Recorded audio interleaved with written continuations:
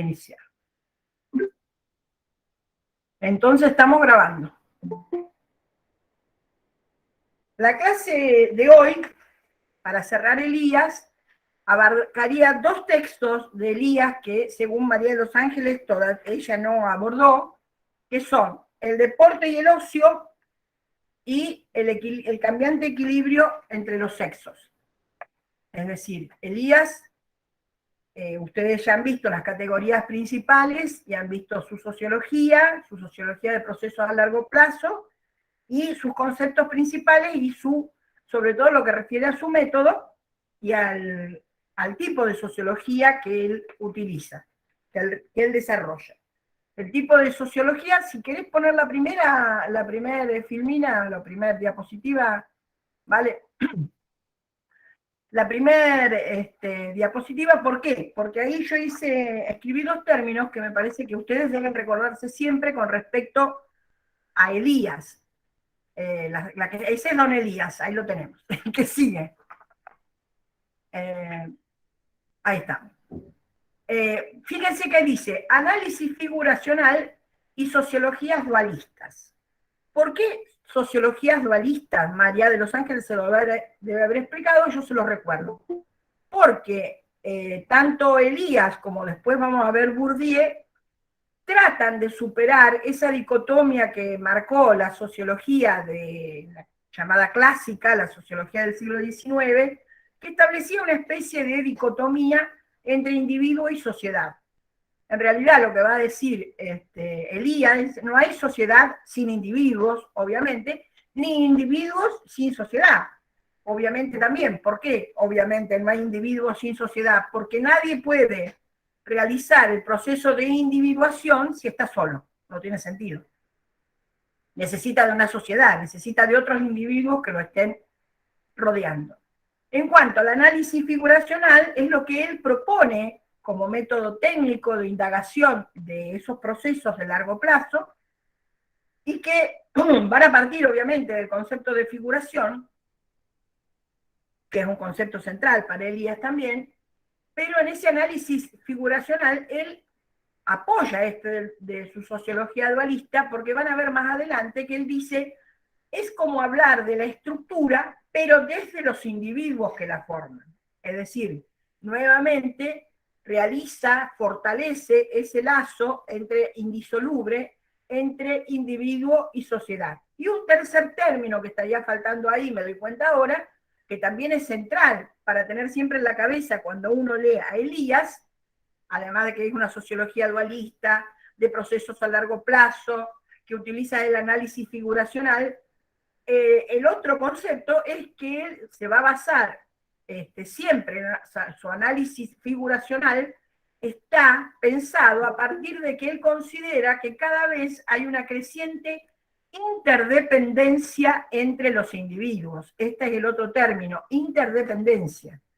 Él dice que el desarrollo a largo plazo histórico de las sociedades occidentales, sobre todo la europea, que es el estudio que él aborda, en realidad son cadenas de interdependencia crecientes.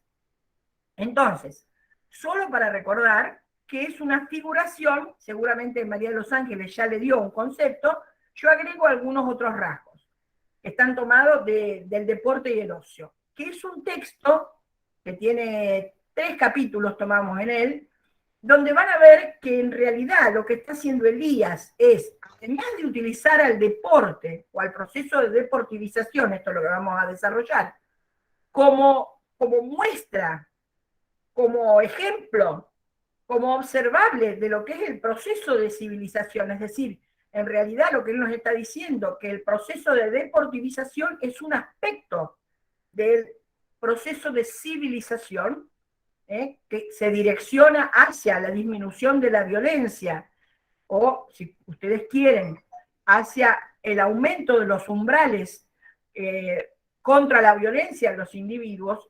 Ese proceso, ¿verdad?, de deportivización también le sirve a Elías para reflejar y utilizar su análisis figuracional, o recomendar la utilización de su análisis figuracional en otros campos, como podría ser el campo de las relaciones internacionales y el campo de la teoría política misma, de la ciencia política misma. Entonces, figuración. Leo por las dudas si no lo pueden ver. La estructura, cuando hablamos de figuración, estamos hablando de una estructura que está formada por personas que son interdependientes, ya sea como grupo o como individuo. Primer rasgo central cuando hablamos que es una figuración, una estructura, pero una estructura de interdependencia entre grupos o individuos. La palabra, de nuevo, les remarco, interdependencia fundamental.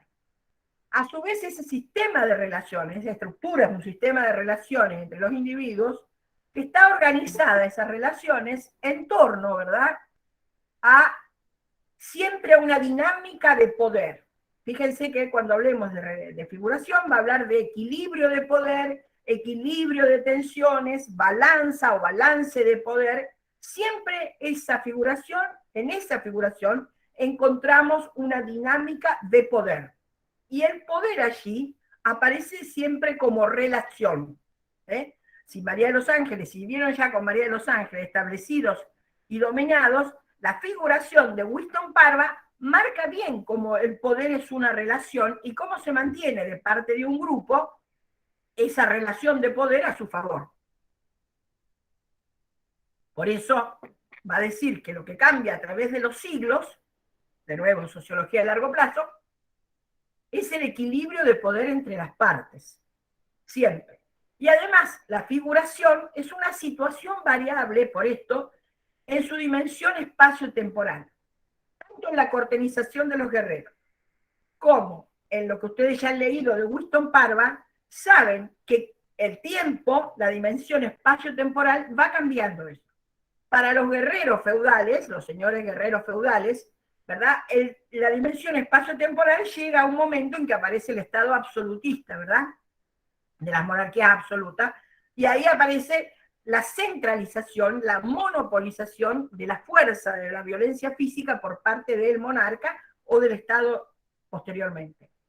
Entonces, en el caso de Winston Parva, si bien nosotros leemos con mucha atención cómo se mantiene la balanza de poder a favor de los establecidos, Elías en el mismo texto le dice que esto no es para siempre y que los marginados, a medida que van ganando cohesión como grupo,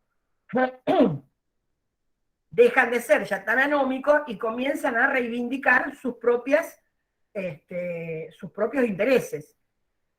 Recuerden siempre que establecidos y marginados, lo que marca Elías es que no es solo una figuración propia, una situación propia de lo que pasa en ese pueblo, sino que esa es la figuración básica de toda discriminación de un grupo por otro.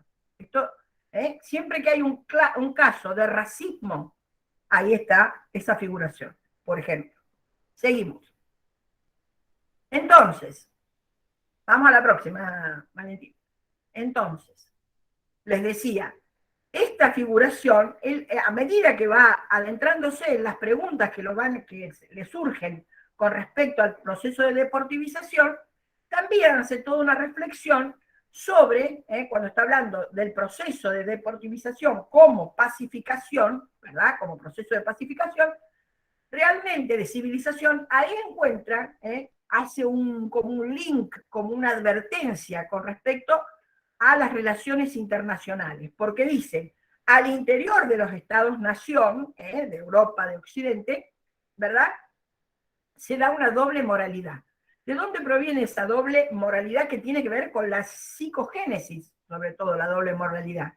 De que, si bien hacia el interior de esas sociedades hay un proceso de civilización que avanza con disminución de las gradaciones de violencia entre los individuos, las relaciones internacionales son altamente inestables, ¿verdad?, las relaciones con otro Estado, y eso hace que, por un lado, los individuos estén sociogenéticamente dispuestos para aumentar, disminuir mejor, digamos, aumentar la pacificación, disminuyendo la violencia que son capaces de soportar, pero por otro lado están siempre mirando de no entrar en una guerra o en un conflicto armado con otros estados. Eso, marca Elías, le da una doble moralidad. Hay una formación en los individuos de estas sociedades, cosa que me parece que no lo dice en el proceso de civilización. Hay una doble moralidad, una escisión en la conciencia, una conciencia escindida y contradictoria.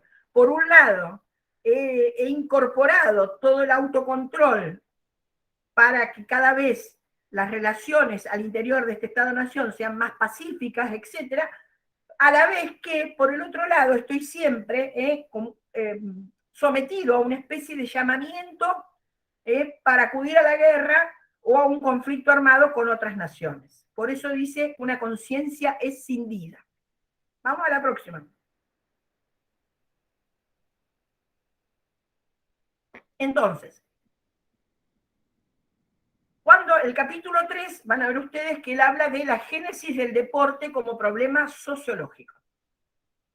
Entonces, acá lo que hay que remarcar es que él lo va a tomar como un problema sociológico y eso va a ser una historización, obviamente, y se va a preguntar, y lo hace a partir de la difusión que toma el fútbol inglés, ya veremos en otro capítulo que es el fútbol se cinde en Inglaterra, por un lado el soccer, que es el fútbol balompié que nosotros conocemos, y por el otro lado es el rugby. Entonces él dice, pero se impone el soccer inclusive. ¿Cómo desde Inglaterra se impone ese deporte para el resto de Europa, que es lo que él conoce, pero yo diría el resto del mundo? Entonces, él toma el desarrollo del deporte, acá estoy spoileando un poco todos los textos, como un proceso, como un aspecto del proceso de civilización, en tanto muestra cómo esas actividades recreativas se han ido pacificando. Es decir, al decir pacificando, como en esas actividades recreativas hay una disminución de la violencia que muestra un proceso de sociogénesis. Todo ese deporte está ordenado en el sentido de que hay normas que regulan el deporte, pero a su vez hay instituciones creadas para el deporte que son las encargadas de verificar que las normas se apliquen. Y también aparece la psicogénesis, ya lo vamos a ver mejor trabajado en un capítulo propio, pero porque los que participan, tanto los que participan como los que son espectadores de esos deportes, han internalizado esas normas, han internalizado esa necesidad de disminuir la violencia, y cualquier acto que exceda esos límites aceptables de violencia les repugnan, son rechazados. Ahí aparece entonces las preguntas de Elías, cómo se explica el hecho de que en los siglos XIX y XX en Inglaterra se dio una categoría de pasatiempos denominados deporte, sport, va a decir él, ¿verdad? ¿Cómo es esto? Que establecieron la pauta de un movimiento recreativo para todo el mundo y qué características del desarrollo y la estructura de la sociedad inglesa, esto es lo importante, explican el crecimiento en su seno de estas actividades recreativas con características concretas a las que denominamos deporte. Es decir, ¿qué pasó en la estructura de la sociedad inglesa para que esas actividades recreativas que tenían un interesante grado de violencia comenzaran a disminuirla? Vamos a la próxima. Entonces, él se pregunta, ¿qué distingue ese pasatiempo? ¿Qué es lo que va a distinguir a ese pasatiempo actual de los anteriores, de lo que era anterior? Entonces, él va a reflexionar sobre cómo eran los juegos de competición, no dice deporte, dice juegos de competición en la antigüedad clásica, qué características tenían, cómo se desarrollaron, y entonces ve que son esas características y ese desarrollo es muy diferente de las características que tienen los deportes actuales. ¿Por qué? Porque en la antigüedad, ¿verdad? Pensemos en Olimpia, de donde sale, en Grecia, donde salen los Juegos Olímpicos, etcétera, pero en todo, ¿verdad? El circo romano, es decir, si ustedes viajan por Europa, a consecuencia de lo que fue el dominio romano, van a ver que en muchas ciudades hay arenas, le llaman ellos. ¿Qué son las arenas? Son los circos donde peleaban los gladiadores. Al principio, después donde los leones se comían a los cristianos también, pero digamos, son cuestiones, ahí se realizaban cuestiones muy competitivas, pero tan competitivas como violencia. Entonces, y él ve que las reglas consuetudinarias, es decir, reglas que regían por obra de la costumbre. En los llamados acontecimientos atléticos pesados, sobre todo el boxeo y la lucha, admitían un grado de violencia física muy, muy diferente, mucho mayor que el aceptado en las reglas hoy. Por contraposición, en los deportes actuales, las reglas son mucho más detalladas, mucho más diferenciadas, y no son reglas dictadas por la costumbre. Son reglas escritas, que han sido, podemos llamar que ha habido ahí una convención de quienes querían hacer esto, una asociación de hombres, si vamos a ver, pero son reglas escritas, explícitamente sometidas a la crítica y a la revisión razonada. ¿Por qué está la razón ahí? Porque lo que se quiere es evitar mayor violencia. Vamos a la próxima. Entonces, ahí tienen un combate entre gladiadores, a pura espada y lo que fuere, y un combate de boxeo actual. ¿Por qué puse esa imagen del boxeo actual? Porque además de los boxeadores tienen guantes de boxeo que aseguran que no voy a lastimar con mi puño desnudo al otro, sino que están acolchados, etc. Además de eso, fíjense que aparece la figura de un árbitro. Ese árbitro está ahí para que las reglas se cumplan, las reglas inmediatas del deporte. Vamos a la próxima. Entonces, después de hacer este razonamiento, Elías vuelve a pensar que, ¿por qué ocurrió esto? La pregunta era, ¿cómo fue que en Inglaterra, qué pasó en la estructura inglesa, en el desarrollo de esa estructura y de la sociedad inglesa para que se cambiara así? Entonces él dice, en las naciones-estado contemporáneas, es decir, en los países que conocemos hoy, el control de la violencia, la monopolización y el control relativamente sólido, estable e impersonal, porque ahí está el Estado, hay de los medios de la violencia está tomada por el Estado. En las ciudades, Estado griega, en el momento, esa monopolización y el control de la violencia era muy rudimentaria. Prácticamente existía para muy pocas cosas. Uno se pone a pensar, cuando intervenía el monarca, imponía una pena a alguien, generalmente aparecía el delito de traición, etc. Pero si no, entre los sujetos, y lo saben esto por la cortenización de los guerreros, los conflictos se dirimían violentamente.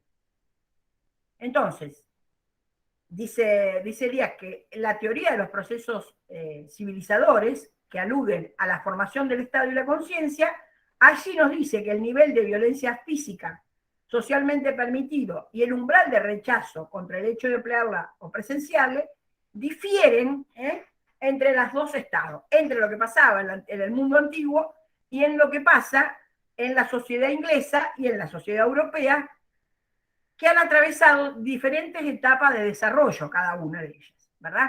Vamos a la próxima. Esto, entonces, va a ser una comparación del nivel de violencia que representados en Grecia clásica, o también hace lo mismo por la cortenización de los guerreros, con lo que pasaba en los torneos de la Edad Media, ¿verdad? Con los niveles representados con los actuales, digamos. Y él dice, no se va a comprender el fluctuante nivel de civilización en las competencias deportivas en tanto no se asocie, al menos, con el nivel socialmente permitido y aceptado de violencia. El nivel de violencia aceptado y permitido nos muestra, es la correspondiente formación de la conciencia de las sociedades, es decir, el proceso hasta dónde ha avanzado el proceso de psicogénesis.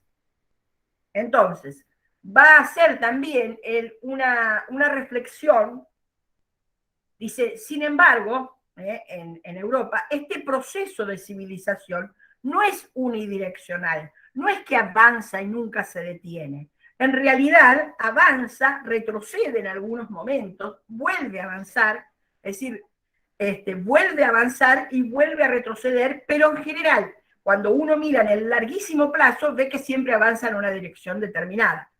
Toma, por ejemplo, de que hay momentos de retrocesos, pone, por ejemplo, lo que ocurre en la sociedad europea, sobre todo en la sociedad alemana de los años 40, entre los 30 y los 40, con el nazismo y sobre todo el holocausto, ¿verdad? Dice, ahí realmente, ¿qué pasó en esa sociedad? Que no funcionaron los umbrales permitidos contra la violencia no permitida, digamos, cómo se aceptó el holocausto, ¿verdad? Sin embargo, dice, esto puede revertirse. No quiere decir que avance y pueda retroceder, el proceso de civilización no tenga bases sólidas, ¿verdad? Sin embargo, dice, hay que tener en cuenta que puede haber momentos de retroceso. Y con respecto a los deportes, va a decir que el deporte permite evaluar esas formas de conducta y uno podría decir, al ver que es mucho más civilizada que otra, que este momento, esta etapa de la sociedad es mejor que aquella.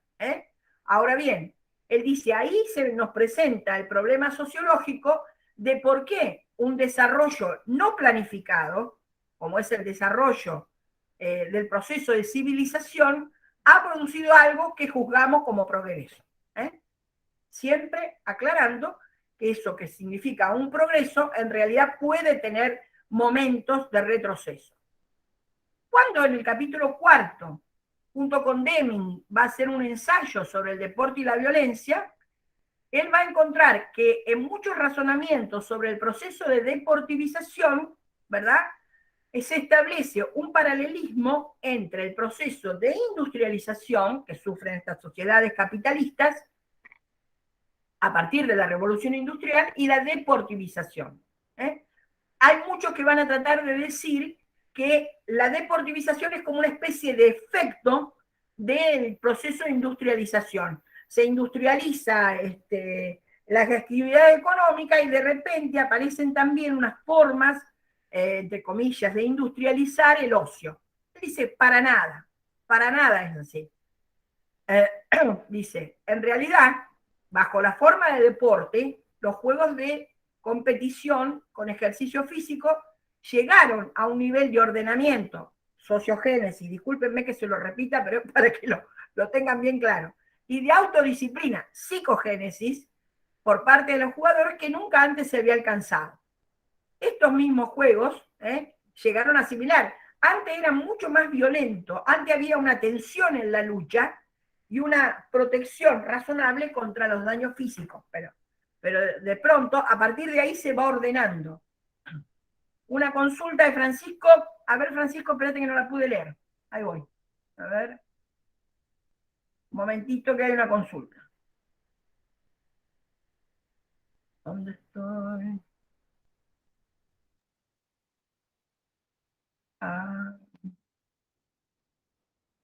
No entiendo cuánto es que hay progreso y cuándo retroceso en la civilización. Francisco, ¿entendés qué se denominó, a qué se denominó holocausto? Por favor, abrí el micrófono y contestame, porque así le sirve a tus compañeros también. Sí, sí, sí. ¿Sabés lo que fue el holocausto? Sí. ¿Sabés? Sí. El nazismo eliminó, se considera que cometió un genocidio de cerca de 6 millones de personas, entre judíos, gitanos, disidentes del nazismo, etc. Eso lo tenés en claro, homosexuales, eso lo tenés en claro. Sí. Bueno, ese es un momento de descivilizatorio. Ese es un momento en que la sociedad admite de alguna forma que ocurra este hecho que es el holocausto, que es un genocidio horroroso, lo admite de alguna forma y entonces ahí no está funcionando el umbral contra la violencia. ¿Lo entendés ahora? En nuestra psicogénesis, nuestra conciencia, obviamente que se correspondió también con un proceso de sociogénesis donde aparecieron determinadas leyes del gobierno nazi, etcétera. Pero digo, cuando se decía que que había que, por ejemplo, expropiar todo lo que tenían los disidentes y los judíos, por ejemplo. Ese es sociogénesis, pero en realidad sociogénesis de algo que va para atrás, no para adelante, porque aumenta el nivel de violencia, ¿se entiende? Claro, entonces cuando se admite ese exceso de violencia hay un retroceso. Hay un retroceso, es como que no funciona lo que había funcionado hasta allí. Es como que hay un retroceso, exactamente. Claro, genial. Entonces, y la última, hay un avance entonces cuando hay como un distanciamiento de esta violencia. Claro. Perfecto. Cuando a nivel Estado, que controla, tiene el monopolio de la violencia física, y lo tiene porque tiene el monopolio de la renta fiscal también, que puede mantener Sí. las fuerzas de seguridad, el Estado crea, a partir de tener el monopolio él, es decir, que nadie más tenga violencia, puede ejercer impunemente esa violencia física, crea espacios de pacificación. Ese proceso se corresponde con nuestra conciencia que se va adaptando, que va incorporando mecanismos de autocontrol para adaptarnos a esas normas. El Estado está diciendo entonces, en los momentos descivilizatorios eso falla. Hay momentos, lo que él está diciendo, lo que él quiere que quede claro, que no es un proceso que no se detiene y sigue. En el largo plazo sigue, pero hay momentos en que retrocede. ¿Queda claro? Genial, bárbaro, muchas Bien. gracias. Por eso, él cuando toma el deporte, ¿verdad? La historización de ver cómo van surgiendo las reglas que ordenan y ordenan para disminuir la violencia, para controlar la violencia que se da en los juegos que él va a llamar deporte, aparecen esos códigos de reglas como en la figuración, porque va a estudiar la figuración del deporte, y lo que va a decir dice, cuando yo veo la figuración del deporte, lo que estoy viendo como figuración me sirve no solo para el deporte, me sirve para muchas cosas. Pero ahí aparece un código de reglas que conocen todos los que disputan ese deporte, y ese código garantiza un equilibrio, un equilibrio ¿entre qué? Entre la alta tensión en la lucha entre un bando y otro, en un partido, uno le quiere ganar al otro, obviamente, ahí hay tensión, pero las reglas establecen el equilibrio entre esa alta tensión en la lucha y una protección razonable, la palabra tiene mucho significado, contra los daños físicos. Si vos lo ves, si en un partido de fútbol un jugador de un equipo le da una patada terrible a otro, vendrá el árbitro y le sacará boleta roja, ¿verdad? Sacará tarjeta roja, perdón. Pero esto, decimos, ¿cómo dicen los que transmiten el fútbol? Es una infracción, fíjate, una infracción, quiere decir que ahí se rompió una regla. Es una infracción descalificatoria, es decir, si descalifica al que está jugando. Ahora bien, cuando dice protección razonable, él todavía tiene en la cabeza, por un lado, al fútbol como soccer es el fútbol nuestro, el que vemos, el fútbol balompié, digamos, y el rugby. En el rugby veremos que hay protección contra la violencia, sí, pero aparentemente es menor que la del soccer, la del fútbol. ¿Se entiende? ¿Hay alguna otra duda hasta acá? Bueno, seguimos entonces con la próxima. ¿Se entiende esta idea de civilización? Cómo ir, mantener, no puede dejar de ser, no puede dejar de haber tensión entre los bandos, uno le quiere ganar al otro, eso no puede dejar de haber porque es un deporte competitivo. Ahora, lo que se busca es el equilibrio para que no haya violencia, no haya daño físico. Entonces, lo que él va a decir, vamos a la próxima, ¿vale? Es que la deportivización, deportivización sería el proceso de deportivización, el proceso por las cuales determinadas actividades recreativas se van transformando en deporte codificado, ordenado, legislado, reconocido. Entonces, el proceso de deportivización, él lo ve como empuje civilizador, comparable por su dirección global a la cortenización de los guerreros. ¿Se acuerdan? Los guerreros ya no podían seguir disputando poder vía violencia, porque el Estado absolutista, el monarca absoluto, tenía el monopolio de la violencia física, tenía el ejército nacional que los podía reprimir largo y tendido. Entonces deben abandonar poco a poco esos estadios de despacificación, que eran los conflictos armados entre ellos, y pasar a espacios de pacificación que va a ser la política. Es decir, mediante las reglas de la etiqueta y el protocolo, que aparecen en la corte, van a disputar los distintos señores feudales, aristócratas, el poder del monarca. ¿Se entiende esto?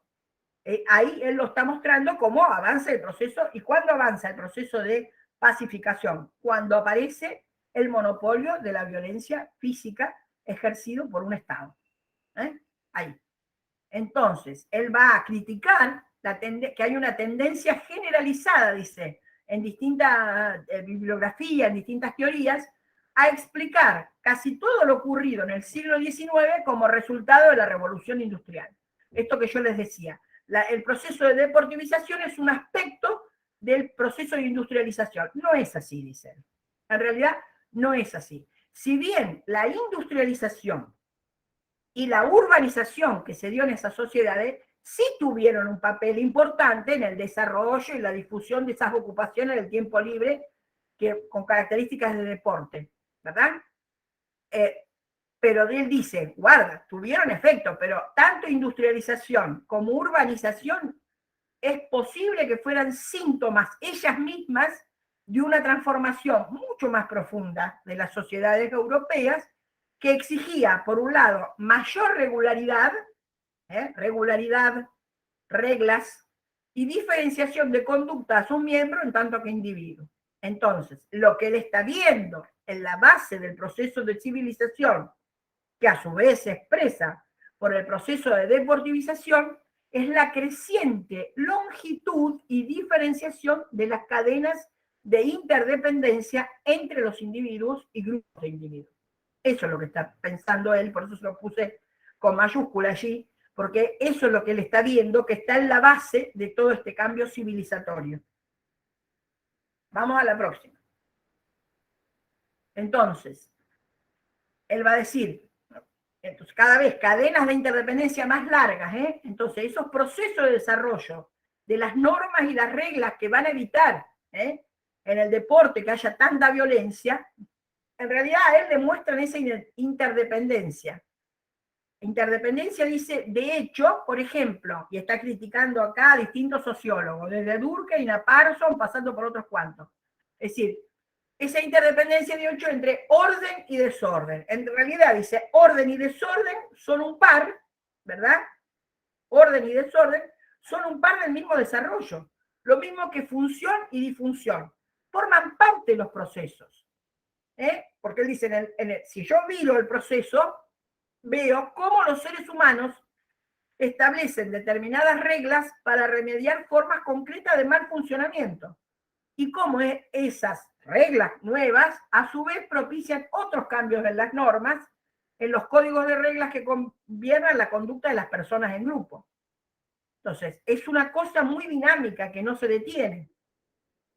Entonces, él dice, justamente, si yo me aboco al estudio, él y Deming, ¿no? Al estudio de los juegos deportivos, y a un aspecto de el desarrollo de sus reglas, veré como técnica, voy a poder aplicar como técnica de investigación sociológica el análisis y la síntesis figuracional. Me detengo un segundo acá para decirles a todos mis queridos alumnos que me están escuchando, estos chicos pueden ser un gran, Elías, con el análisis y síntesis figuracional puede ser un gran amigo de ustedes en el futuro, cuando realicen alguna investigación o trabajo de campo y luego tengan que pensar en algún conflicto, pensar cómo se desarrolló, tener esta idea de quiénes intervienen, con qué reglas de juego, cuál es la balanza de poder, a quién favorece, cuáles son los mecanismos, etcétera, nos ayuda muchísimo, se lo digo por experiencia propia. Vamos a la próxima. Entonces, ¿qué es esto del análisis y síntesis figuracional? Entonces, él va a partir de un hecho básico que es, ¿verdad?, que la estructura, acerca de la estructura de las sociedades. ¿Qué son las estructuras? ¿Qué se llaman estructuras de sociedades? A las formas concretas en que la gente se agrupa, solo, y esas formas concretas en que la gente se agrupa, solo puede explicarse por otras formas concretas de agrupaciones de personas. Si tengo otra forma concreta con la cual compararla, digamos. Entonces, la estructura aparece para él como un esquema, una figuración, ¿De qué? De los individuos interdependientes. ¿Cómo se dan esa interdependencia de forma tal que para formar el grupo o la sociedad? En este sentido, la estructura, cuando hablamos de estructura, estamos hablando de personas que vistas como sociedades son figuraciones.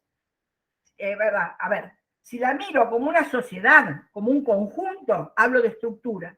Si la miro como de los individuos son interdependientes entre sí y están formando ese conjunto, estoy hablando de figuraciones.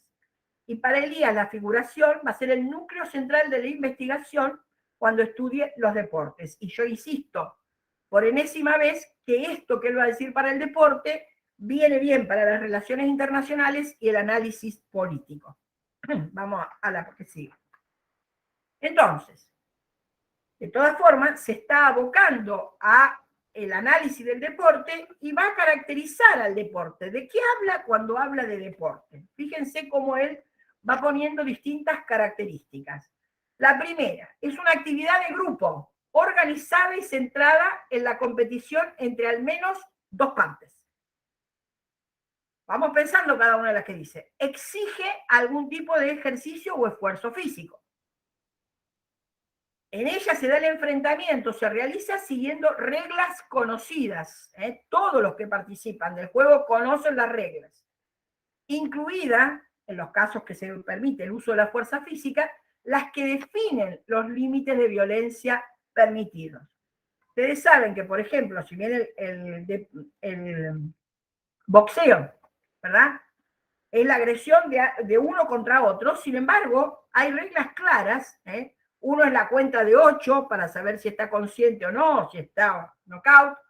Otro es el no contest. ¿Saben lo que es no contest? Es decir, no responde cuando el referí puede parar la pelea si ve que uno solo de los boxeadores pega y el otro no tiene resto, no tiene reacción.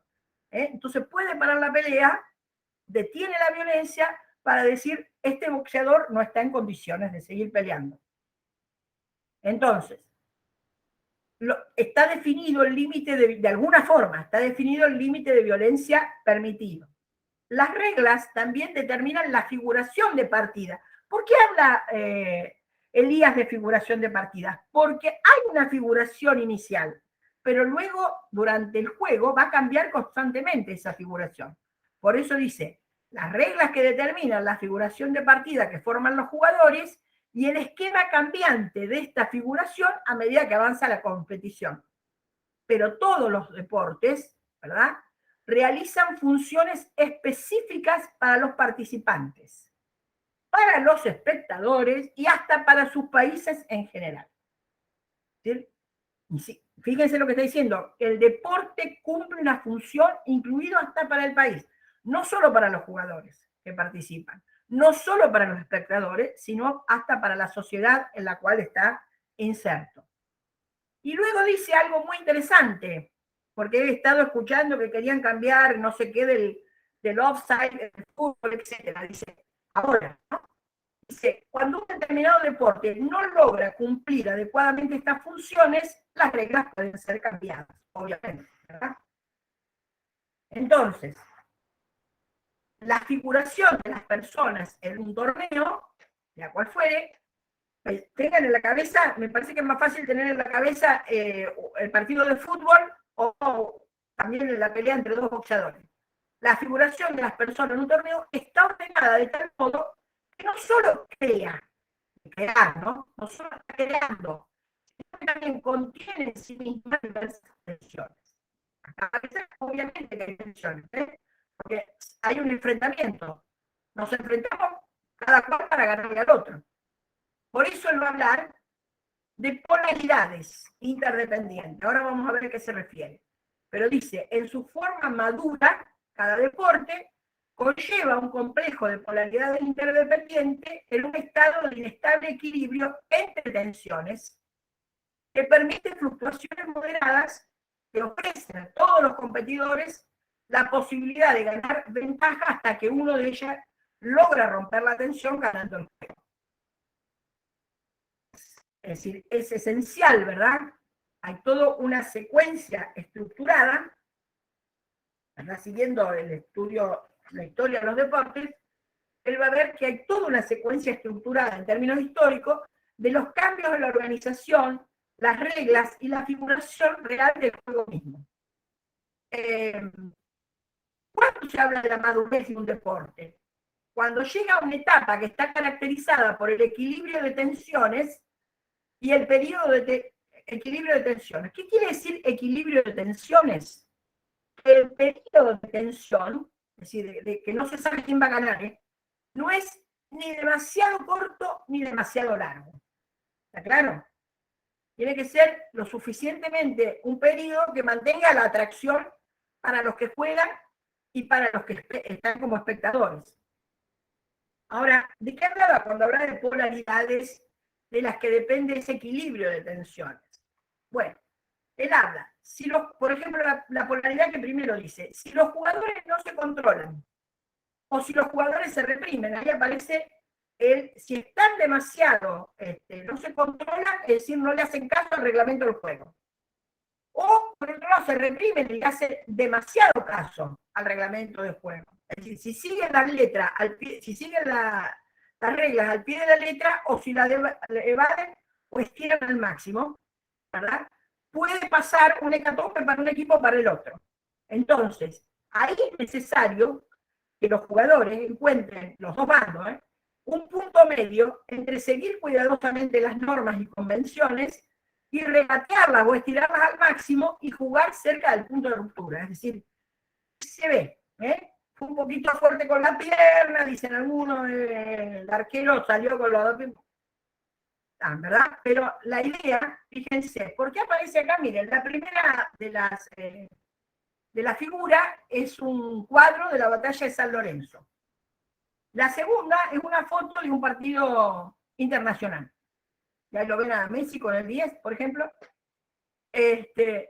¿Por qué esta idea de una batalla y el deporte? Porque, por favor, presten atención, porque la figuración básica, la próxima, por lo que sigue ahora, la pieza central de la figuración, formada por un grupo de personas que realizan una actividad deportiva, es siempre una lucha fingida, una batalla fingida, con las tensiones controladas que engendra y la catarsis o la liberación de la tensión al final.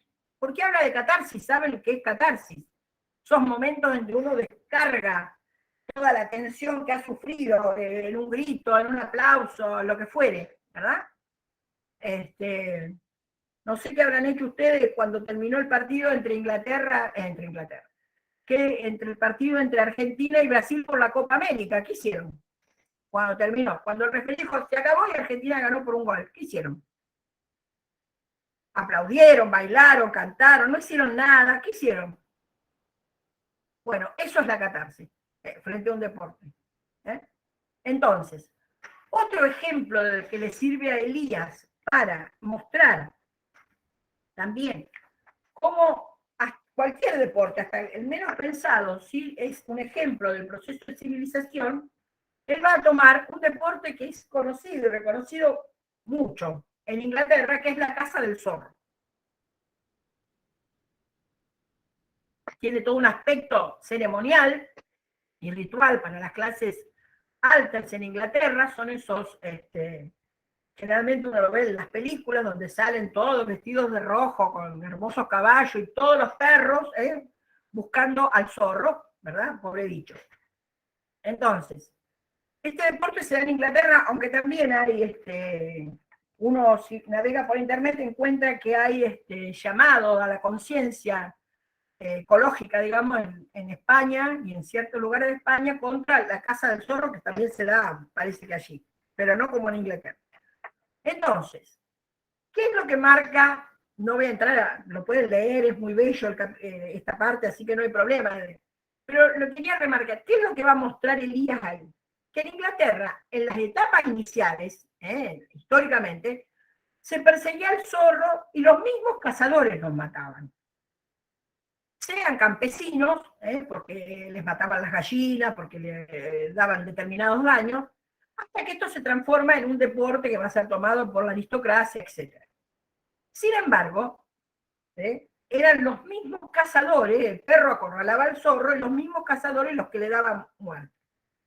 En etapas posteriores, si bien se sigue, y esto lo muestra Elías como un proceso de psicogénesis, si bien se sigue persiguiendo al zorro, ya no son los cazadores los que van a darle muerte, sino que son los perros quienes van a terminar con el zorro. Son muchos perros, lo van a despedazar.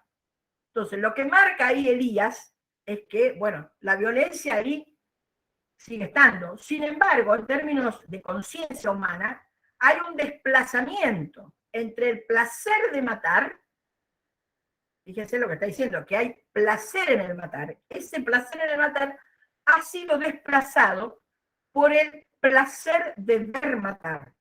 Ver matar, ¿a quién veo matar? A los perros, veo matar al zorro que estábamos persiguiendo. Lo que resta decir es que este deporte actualmente creo casi con seguridad que ya ha sido prohibido en Inglaterra.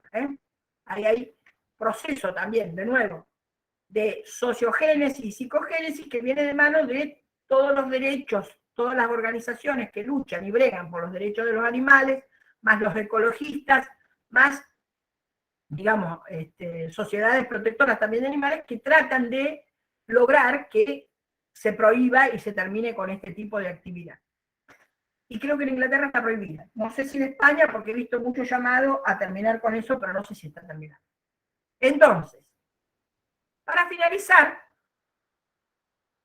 ¿cuál va a ser la dinámica? En el capítulo 6 le sirve Elías primero para criticar la insuficiencia de la teoría de los pequeños grupos. Ahí dice los grupos pequeños, pero en realidad es pequeños grupos el nombre correcto en términos sociológicos y psicosocialmente correcto. Es decir, va a criticar a Homans porque dice que hay mucho de esa teoría de los pequeños grupos, deja muchas situaciones por fuera.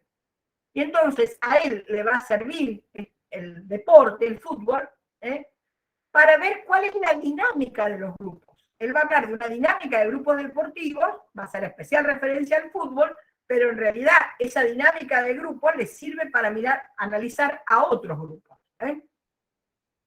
Entonces, va a haber insiste en repetir, hay una figuración inicial de la que parten los jugadores, y esa figuración inicial, en un campo de juego de fútbol, cuando empieza el partido, están los 11, cada cual en su campo, ocupando determinadas posiciones, hasta que el referí da la orden de juego, y ahí comienza a cambiar la figuración de ese deporte.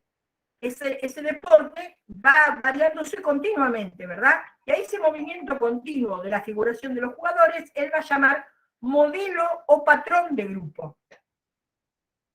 Y él dice, lo que realmente observamos cuando vemos un juego es que pequeños grupos de seres humanos cambian sus relaciones en constante interdependencia, los unos con los otros. ¿Estamos? Eso es lo que lo va a llamar. Es decir, esas figuraciones que entrañan este tipo de tensiones, él lo va a llamar grupos en tensión controlada. Nuevamente, dice, si analizo el fútbol en el largo plazo, ¿verdad? Veo que se pasa de una forma de tensión de grupo altamente regulada y relativamente no violenta desde una etapa anterior, eso es lo que tengo ahora, pero en la etapa anterior había tensiones que tendían a descargarse en algún tipo de violencia. Ese proceso donde se pasa en el fútbol, ese proceso de pacificación en el fútbol, que se da a través de normas y reglas y organizaciones que ordenan esto, él dice que es representativa, casi simbólica, de ciertos aspectos del desarrollo a largo plazo de las sociedades europeas. Y por eso él va a tomar, ¿verdad? Va a tomar volver para atrás un poquito, la última, déjame. Eso.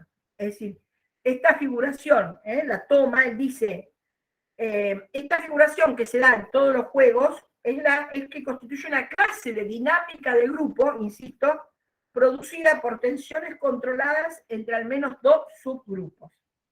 Y justamente ese modelo de dinámica de grupo tiene implicaciones teóricas que van más allá del estudio de los grupos pequeños. Entonces, y él dice, entre los factores, y se los quiero decir a ustedes, yo esto no lo puse como, no lo cargué, lo tendría que haber cargado como Filmina, pero se los leo. Dice, este modelo de dinámica del grupo tiene implicaciones teóricas que van más allá del estudio de los grupos pequeños.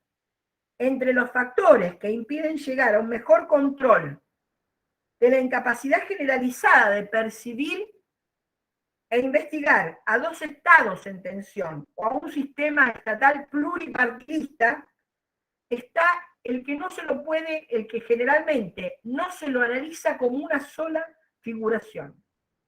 Él dice, se insiste, hay dos países o tres que están en conflicto y se insiste en analizar qué pasa en uno, qué pasa en otro y qué pasa en el otro, y no fijarse la interdependencia de esos distintos estados, ¿verdad?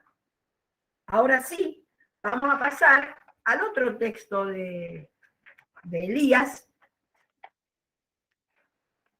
que es el cambiante equilibrio de poder entre los sexos. Entonces, ¿qué hace Elías con este texto? Que nosotros hemos recortado bastante, porque hace una historia muy larga de todo lo que ocurría en la antigua Roma, etc. Entonces, lo que Elías se pone a analizar aquí es la dominación justamente de un sexo sobre otro.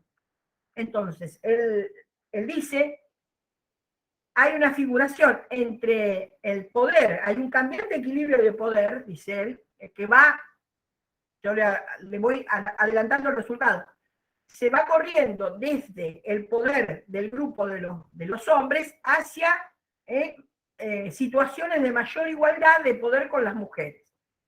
Ahora bien, esa figuración, la relación, el equilibrio de poder entre los sexos, dice él, es un código social inevitable.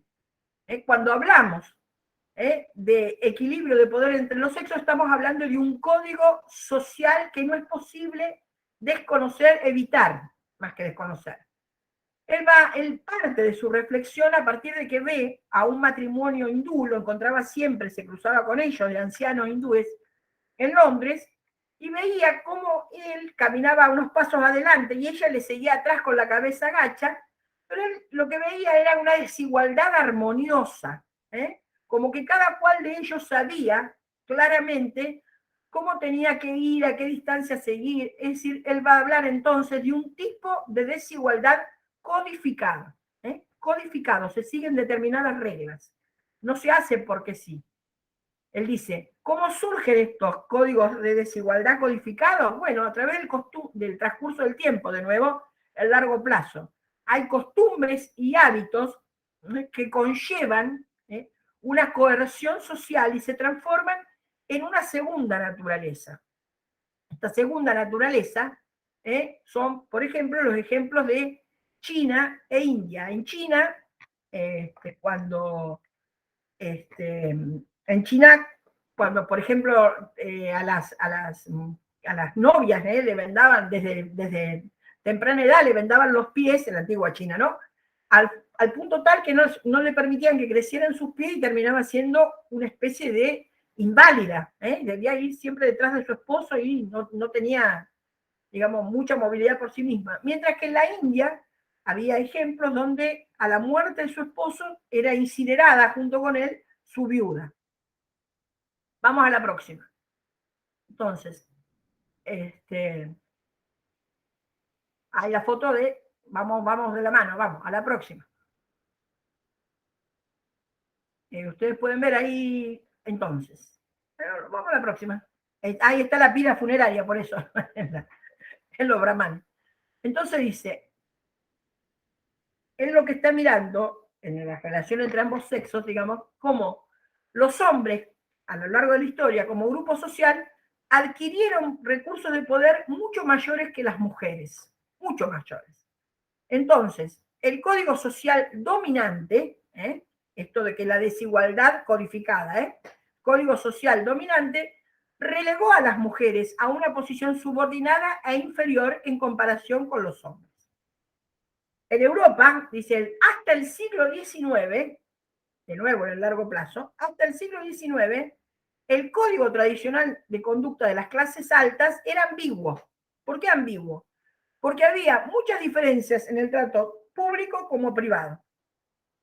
En el trato público de una clase media alta hacia arriba, los hombres demostraban pleitesía frente a las mujeres, ¿verdad? Besaban su mano, etcétera, mientras que en el privado eran los que manejaban todo lo que se concernía a la vida de toda la familia. Entonces, en ese sentido era ambiguo. Recién en el siglo XIX, va a marcar Elías, siglo XIX, las mujeres casadas tienen derecho a tener propiedades. Hasta entonces era el varón, el marido, el padre, el hermano, el que era titular de las propiedades. Luego se fija en diferencias más notorias que hacen a esa desigualdad codificada. Por ejemplo, se miraba con mayor indulgencia al adulterio masculino que al femenino. Los hombres solteros, las relaciones sexuales que tenían, usualmente eran condonadas, perdonadas, inclusive festejadas, mientras que las mujeres solteras, las relaciones sexuales eran severamente condenadas y estigmatizadas. Acá también tenía mucha injerencia, no solo esto, formaba parte de esta sociedad, ¿verdad? Lo que decía la Iglesia. Él va a proponer para analizar este diferencial de poder a favor de los varones y no de las mujeres, los términos andrárquico y ginárquico. Andrárquico y ginárquico en reemplazo de patriarcal o matriarcal. ¿Por qué?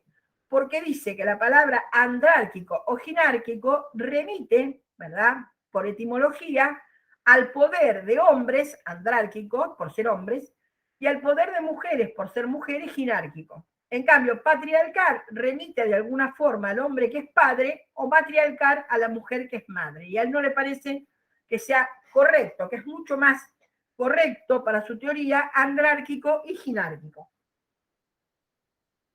Profe, Sí, perdón, no me quedó claro la diferencia conceptual o la preferencia del autor entre la diferencia de términos, no sé si lo puede volver a explicar. pero cómo no. Gracias. Andrárquico, si lo descompongo, ¿verdad?, etimológicamente, andros, hombres en griego, ¿verdad? Arquia sería poder. ¿Estamos de acuerdo?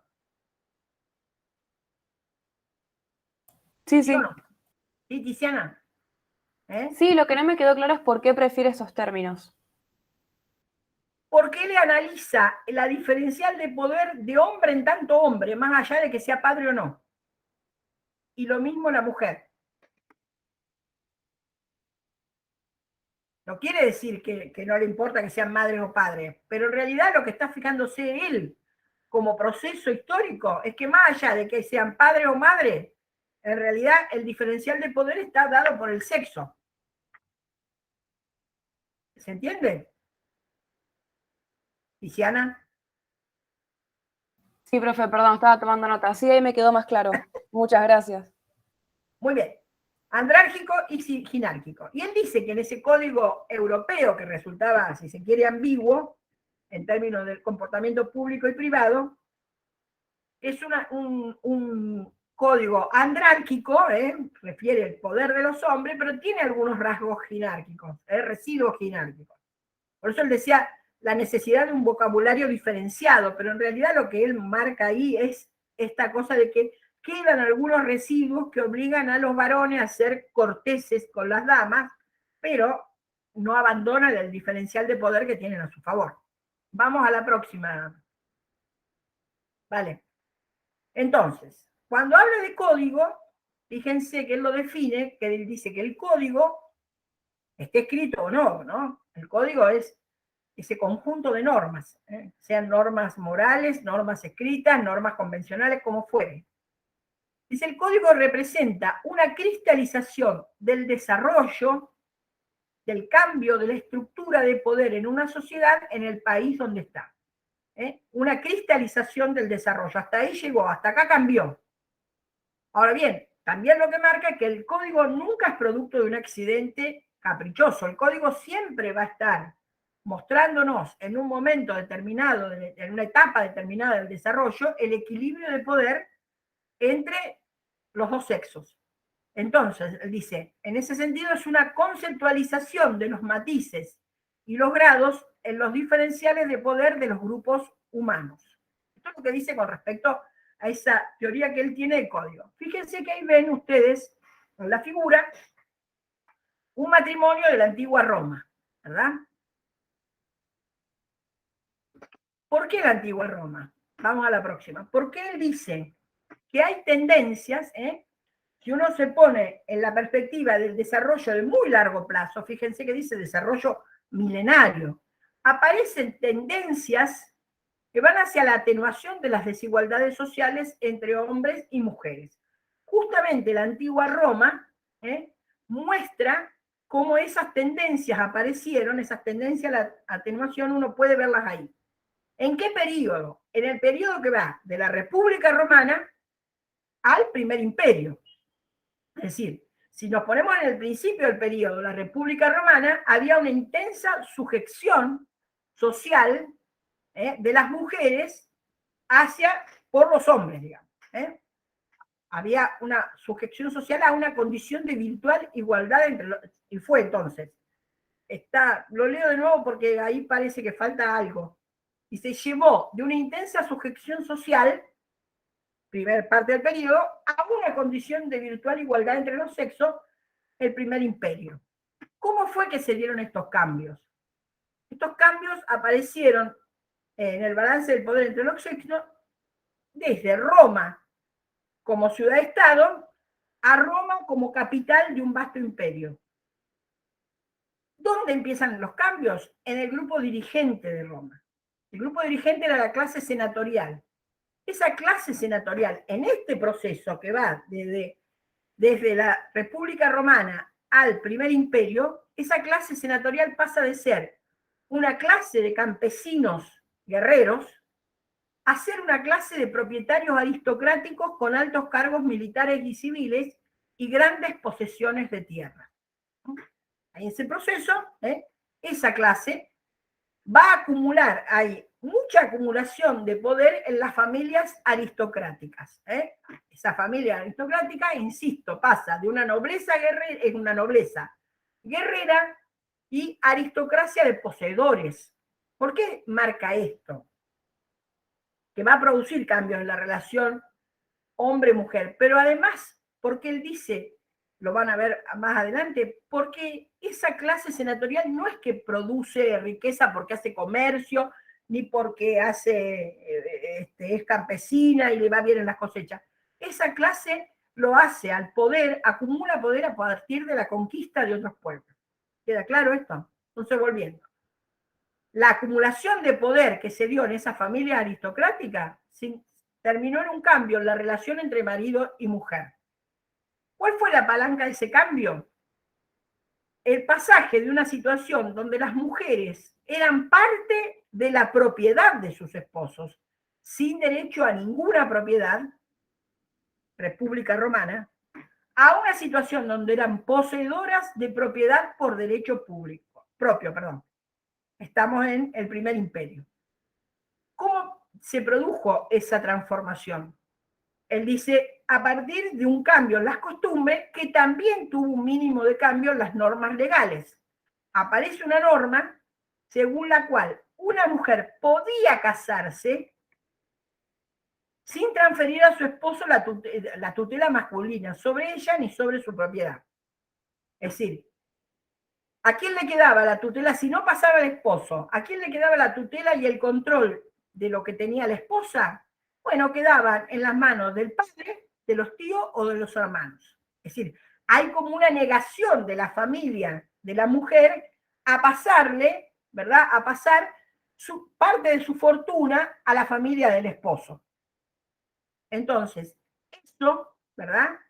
Esa costumbre que se va afianzando como costumbre, que no le pasan al esposo, si bien le dan una dote, no le pasan al esposo el control de esas propiedades. Con posterioridad, esa costumbre se transforma en el control de facto, de hecho, de las mujeres sobre sus propiedades. Es decir, seguramente ese control lo tenían que tener los padres o los hermanos, pero terminó quedando para que la controlaran ellos. Ahora bien, él dice, es lo que va a marcar, este cambio, semejante cambio de costumbres, no podía ser llevado a cabo sin un cambio en la estructura del Estado romano, sociogénesis. Entonces, ¿qué aparece en la estructura del Estado romano? En términos jurídicos, disculpen, en términos jurídicos aparece una mayor imparcialidad de parte de la Corte y menos determinación por las diferencias de poder y estatus entre acusador y acusado. Eso se traslada a los juicios que puede haber entre esposos y esposas, y ya los esposos no tenían mayor influencia sobre las cortes y los oficiales respecto de sus esposas, es decir, quedan en un plano de igualdad jurídica. Hay una ley que es obligatoria, que protege a las mujeres del despojo, aparece también, y las amenazas de un marido físicamente más fuerte, a la vez que esa ley también garantiza la seguridad de una persona y de sus posesiones. Seguimos hablando de sociogénesis. Paralelamente, hay todo un desarrollo cultural que se da en este periodo de Roma, ¿verdad? Roma conquista Grecia, incorpora sus conocimientos, hay un desarrollo de la historiografía, de la filosofía, de las artes, etc. Y eso también, ese desarrollo cultural, va a repercutir sobre el refinamiento de las costumbres y sobre todo en el amor. Hay un mejor trato de varones hacia mujeres, producto de este cambio cultural. Estamos viendo entonces, de parte de Elías, cómo está hablando de la psicogénesis. Si bien nos habla de las leyes que van cambiando en el Estado romano como sociogénesis, paralelamente también se da, a partir de cambios culturales, esta psicogénesis. Vamos a la próxima. Entonces, ¿qué va a decir Elías? Los cambios en el equilibrio de poder entre los sexos nunca se pueden realizar o entender sin considerar el desarrollo global de la sociedad. Primera cuestión. Segunda cuestión, la efectividad del Estado, ¿verdad?, en la protección de las personas o la propiedad de las mujeres fue uno de los factores fundamentales, factores responsables de los cambios que en ese equilibrio de poder en Roma. Lo mismo ocurre en la actualidad, dice Elías, lo mismo. Entonces, él insiste en recordar que la condición, a lo largo de la historia, ¿no?, de la historia europea, la condición de igualdad alcanzada por las mujeres fue cercenada cuando el monopolio central de la fuerza física, pieza central de una organización del Estado, de cualquiera, fue abatido y el monopolio recayó en hombres fuertes locales o invasores. La caída del Imperio Romano, aparece el medioevo, aparecen los señores guerreros, etc. Aparece todo eso, ¿verdad? No hay un Estado que tome en sus manos el control de la violencia física, digamos. ¿Tá? Entonces, ahí hay un momento descivilizatorio. Cuando los hombres fuertes locales, invasores, ¿verdad?, por todas las invasiones bárbaras que se dan, aparecen, retroceden estos derechos de las mujeres, Elías aprovecha para recordar que la violencia y la inseguridad se difundieron por toda la sociedad y esto, nuevamente, es un momento descivilizatorio. Con esto terminaríamos los dos textos y yo quedo a disposición de ustedes porque me lo hablé todo y quisiera escuchar algunas preguntas de ustedes, si las hubiera o hubiese.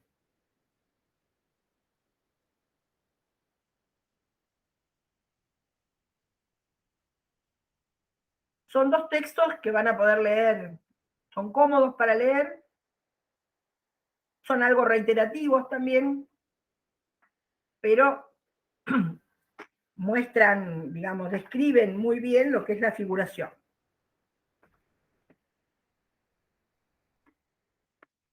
¿Qué pasa si yo en el examen le pregunto cuáles son los rasgos fundamentales de la figuración según Elías? ¿Qué me contestan? Oh, después que me hablé 2 horas de la figuración. La interdependencia, bien Tiziana. ¿Qué más? Interdependencia entre los individuos. ¿Qué más? La configuración. Perdón, Francisco, decímelo de nuevo que no te escuché. Configuración. Francisco, La la configuración. configuración o figuración es lo mismo. Entonces tenemos interdependencia. ¿Qué me decía acá? Alguien también me había contestado. El poder de las acciones de cada uno. Hay una balanza de poder. Hay reglas de juego que son conocidas por todos, ¿sí? Hay equilibrio de poder, bien Lucía. Si ese equilibrio de poder no quiere decir que el poder esté equilibrado, guarda, es un balance de poder que oscila, no siempre está del mismo lado, eso también. Por eso le viene bien el deporte. Entonces tenemos interdependencia, los balance de poder, inestable, puede pasar por un lado o para el otro. ¿Qué más habíamos dicho? Sistema de relaciones, bien, es un sistema de relaciones, exactamente. Hay que tener esto en cuenta.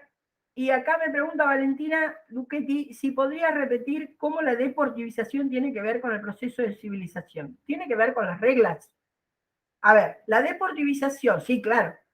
Siempre que las reglas nos marcan, las reglas, ¿por qué aparecen? Las reglas no tienen existencia ni vida propia, son construcciones humanas que aparecen justamente para ponerle límite a la violencia que se puede dar en ese equilibrio de tensiones, en esa lucha de tensiones que significa cualquier deporte.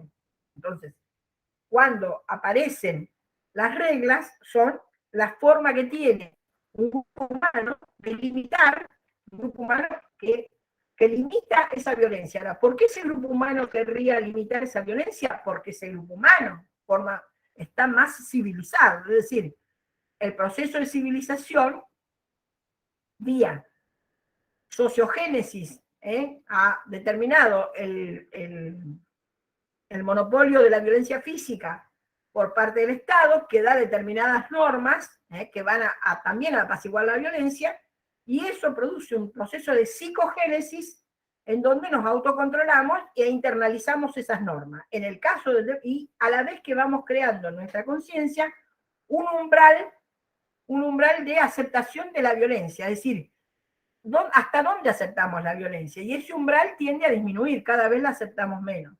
Por eso, el proceso de deportivización, donde los deportes se van cada vez regulando de forma de disminuir cada vez más la violencia, para Elías es un aspecto del deporte de civilización, que sería un proceso mucho más amplio, en tanto conlleva otros procesos, abarca toda la sociedad, digamos. ¿Estamos? ¿Estamos, Valentina? Luchetti.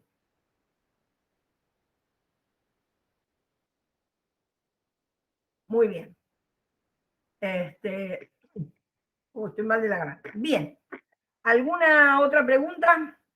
De cualquier parte del día, no hace falta que sea de esta clase, puede ser de lo que ustedes vienen leyendo o vienen preparando.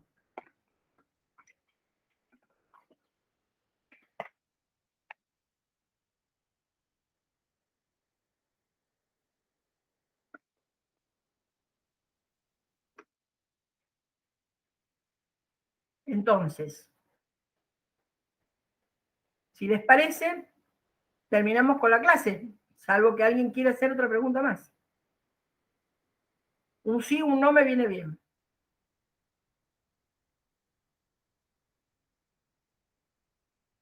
Sara me dice, ¿el largo plazo? ¿El largo plazo con respecto a qué, Sara? Los procesos que analiza Elías son de largo plazo.